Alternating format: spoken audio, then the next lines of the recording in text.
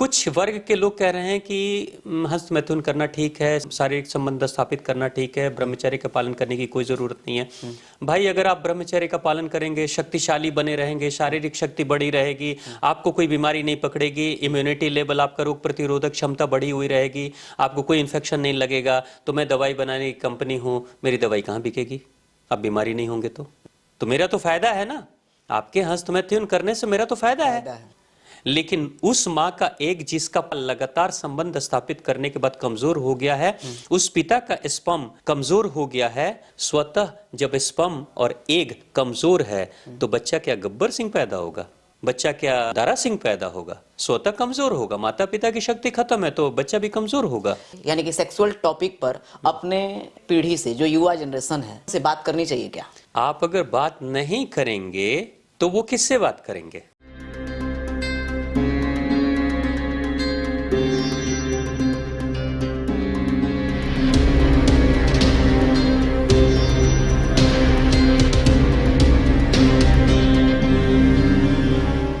अच्छा स्वामी जी, ब्रह्मचर्य क्या है और ब्रह्मचर्य को हम कैसे पालन कर सकते हैं? देखो भगवान, ब्रह्मचर्य की तो बहुत बड़ी परिभाषा है। ब्रह्म जैसा आचरण करना, ब्रह्म यानी कि वो creator of the world universe, यानी ब्रह्मा की तरह आचरण करें, भगवान जैसा आचरण करें, वो बहुत बात की बहुत ऊंची बात है। उसके चक्कर में मुझे नहीं लगता है कि युवाओं को पढ़ना चाहिए, क्योंकि अब कहते हैं ना, अब इतने बड़े डेफिनेशन को, जैसे एक प्राइमरी स्कूल के बच्चे को अगर आपने ग्रेजुएशन का सिलेबस पढ़ा दिया तो वो कंफ्यूज हो जाएगा, समझेगा नहीं और आपका सिलेबस ही छोड़ देगा। तो ये जो ब्रह्मचर्य की जो बड़ी बड़ी बातें हैं ना, ब्रह्म जैसा आचरण करना, अरे वो पीएचडी वाली बातें हैं। अब यहाँ जो बच्चे हैं जो ब्रह्मचर्य को भंग कर रहे हैं, गलत गलत चीजों को, गलत गलत आचरण, पोर्नोग्राफी देखकर, हस्त मैथुन कर कर, गलत संबंध स्थापित करके जो भंग कर रहे हैं, वो तो छोटी छोटी चीजें कर रहे हैं, उनको इतनी बड़ी बड़ी बातें करने की जरूरत नहीं। मेरे अनुसार से ब्रह्मचर्य का मतलब है आपके शरीर का ओजस, आपका शरीर का तेज, पौरुष की शक्ति बची हुई है तो ब्रह्मचर्य का पालन आप कर रहे हैं। सिंपल। नहीं बची हुई है तो ब्रह्मचर्य को आप भंग कर रहे हैं, क्योंकि ब्रह्म यानी शक्ति, ईश्वर, वो परम शक्ति, ओमनीपोटेंट, हर जगह प्रेजेंट जो शक्ति है, वर्तमान शक्ति, उसी को ब्रह्मा कहते हैं, उसी को ईश्वर कहते हैं। तो परम शक्ति तो बहुत बड़ा ट्रांसफार्मर है, लेकिन मेरे पास तो भगवान ने एक दीपक दिया है ना, और उस दीपक को जलते रहने के लिए ईंधन की जरूरत है ना। मैं तो रोज अपने ईंधन को खत्म कर रहा हूं गलत आदतों से, तो मेरा दिया जो टिमटिमा रहा है वही बुझ जाएगा। मैं हैलोजन को कहां प्राप्त होऊंगा या उस बड़े को कहां पहुंचूंगा? हम तो अपने दिए को बुझाए चले जा रहे हैं। आप तो आध्यात्मिक के हिसाब से कह रहे हैं कि हम इसको बुझा रहे हैं, हाँ। लेकिन मेडिकल साइंस ये कहते, बहुत सारे डॉक्टर से कहने लगे हैं आजकल, यूट्यूब पर बहुत सारे डॉक्टर ये कहते हैं कि ये चीजें करने से कोई फर्क नहीं पड़ता है। वाकई में हस्त मैथुन करने से युवाओं पर कुछ फर्क पड़ता है क्या? ये कितना उस युवा के लिए लाभदायक है या फिर हानिकारक है?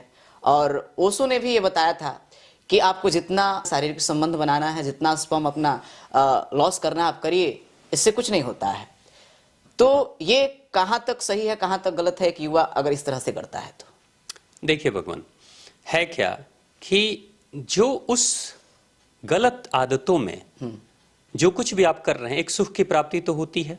हस्त मैथुन भी अगर एक युवा कर रहा है तो सुख की प्राप्ति होती है, लेकिन सुख की प्राप्ति सबसे ज्यादा चरम शीर्ष पे कब होती है? स्खलन के समय। जब स्खलित आपका शरीर हो जाता है, यानी आपकी शक्ति बाहर चली जाती है, तब यानी आप गंवा कर खुश हो जाते हैं। जैसे आपके जेब में 10,000 रुपए हैं, आप शॉपिंग कर रहे हैं, बाजार में घूम रहे हैं, लेकिन बाजार में आप जब सारा पैसा खर्च कर देंगे और अपने हाथ में बैग वैग लेकर आएंगे तो कितने खुश हो जाते हैं आप। लेकिन पैसा तो गया, सामान आ गया, लेकिन पैसा तो चला गया ना। चला गया। तो आप खुश तो हो गए, जैसे शॉपिंग के अंत में खुश हो जाते हैं सामान लेकर, वैसे ही यहाँ खुश हो गए कि चलो, लेकिन खोकर खुश हो रहे हैं ना। आप खोकर खुश हो रहे हैं। अगर आप लगातार खोते रहेंगे अपनी शक्ति को, तो आप शक्तिवान बन रहे हैं कि शक्तिहीन बन रहे हैं?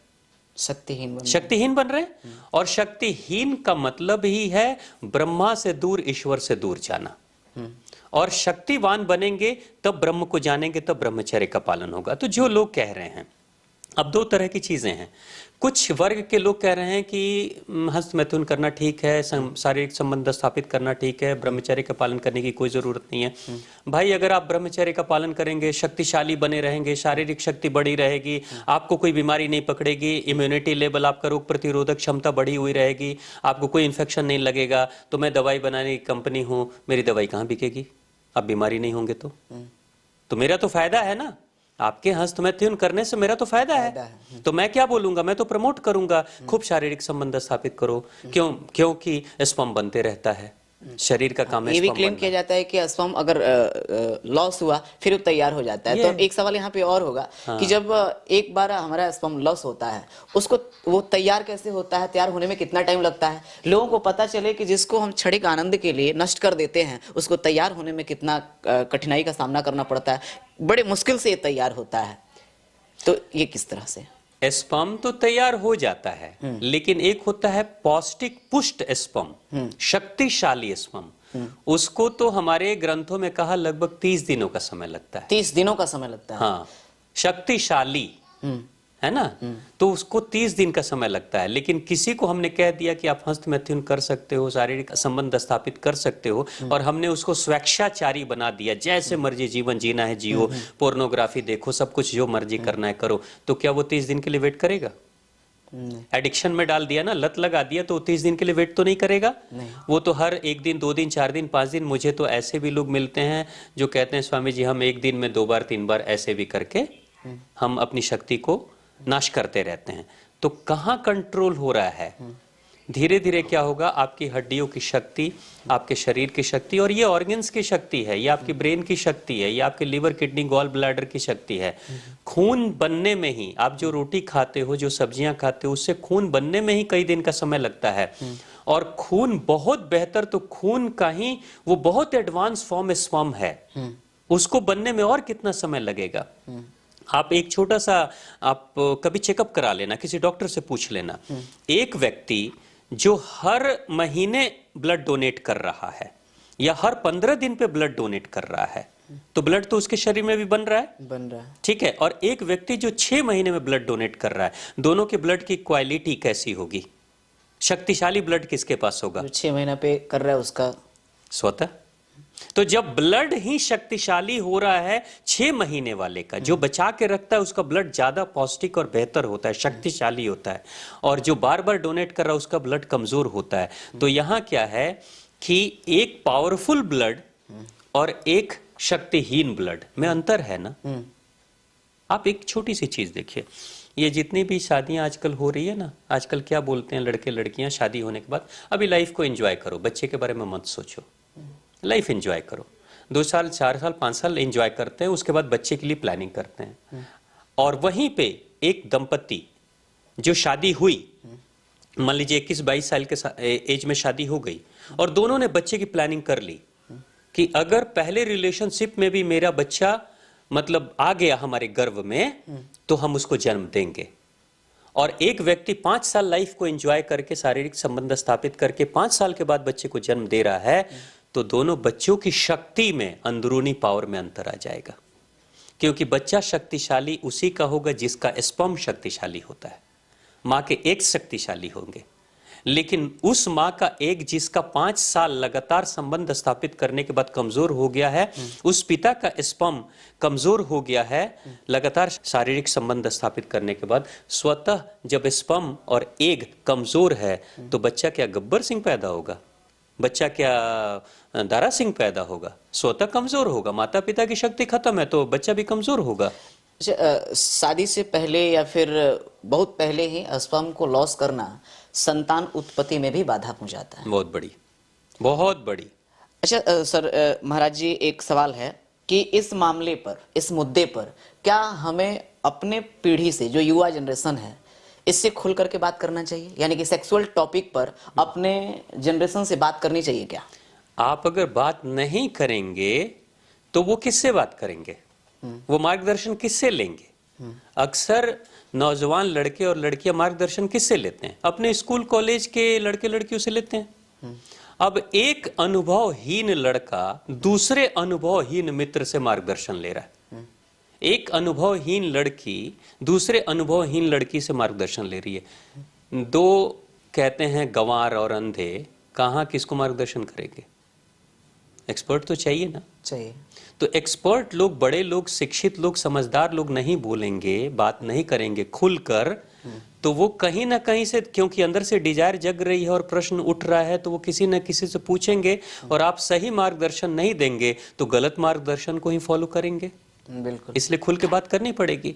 अब देखिए क्या है, जो लोग कह रहे हैं ना कि ठीक है संबंध स्थापित कर सकते हो, आप अपनी शारीरिक शक्ति की जो ओजस की शक्ति है, स्पर्म की शक्ति, उसको गंवा सकते हो, कोई फर्क नहीं पड़ता है। यहाँ सिचुएशन अलग है। आपने कई बार देखा होगा आपके समाज में ही कि माता पिता कई बार बेटे को, किसी बेटे को उन्होंने देखा या बेटी को देखा, ये उदंडता कर रहे हैं, अब नियम तोड़ रहे हैं, अब लग रहा है कि कुछ गलत हो जाएगा हमारे घर में, लड़का भाग जाएगा चाहे लड़की भाग जाए, कुछ होगा, तो जबरदस्ती माता पिता पकड़ के शादी भी करवा देते हैं, है ना। बच्चा एकदम नालायक हो रहा है, आउट ऑफ कंट्रोल हो रहा है, इधर लड़ाई झगड़े, उधर मारपीट कर रहा है, तो उसके बाद माता पिता कहते हैं उसकी शादी कराओ, और शादी करवा भी देते हैं। तो यहाँ लग सकता है कि शादी क्यों कराएं, उसके पीछे कारण है। जब शक्ति बहुत ज्यादा बड़ी रहती है, हाई वोल्टेज वाली शक्ति, और बहुत स्पार्क कर रहा है, इधर लाइट जला रहा है, इधर फेज जला रहा है, उधर आग लगा रहा है ना, तो धीरे से वो कहेंगे इसकी शादी कराओ। क्यों? शादी होने के बाद क्या होगा? उसकी शक्ति का लॉस होगा, और जैसे ही शक्ति का लॉस होगा उछलना बंद हो जाएगा, अपसभ्य हो जाएगा। अच्छा स्वामी जी, एक और सवाल है, शादी करने का सही उम्र क्या है? आप डिसाइड करिए। नहीं, शादी करने का अध्यात्म के हिसाब से हमारा अध्यात्म क्या कहता है, शादी करने का सही उम्र क्या है, किस उम्र में हमें शादी कर लेना चाहिए? जो हमारे पौराणिक शिक्षा थी और पौराणिक रहन सहन था, उसके अनुसार से तो 16, 17, 18 में शादी कर दी जाती थी पहले। आप अपनी दादी माँ को, दादाजी को देखिएगा, बचपन में शादी हो जाती थी, है ना।